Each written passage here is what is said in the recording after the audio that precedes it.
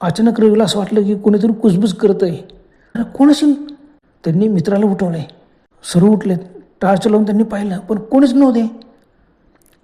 मग सर म्हणाले, अरे बाबा आपण खूप थकलेलो आहे, झोप गुपचूप, आम्हाला झोपेतून उठून दिलं तू.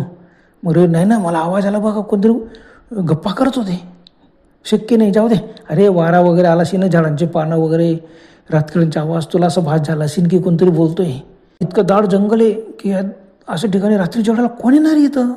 चल झोप गुपचूप असं ते म्हणाले. बस अंथरुणावर पडले. परत झोपायला आलं. तेवढ्याच मनोज भीतीने ओरडला, बाहेर कोणीतरी उभं आहे.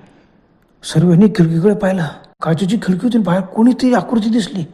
अंगावर काढायला, बापरे चोर दरोडेखोर. अमोल म्हणाले, अरे एवढं जंगलामध्ये कोण चोर दरोडेखोर येणार आहे? जंगलामध्ये रात्री फिरायला लोक घाबरतात. पण ती आकृती बाहेर मस्त शांतपणे फिरत होती बाहेर.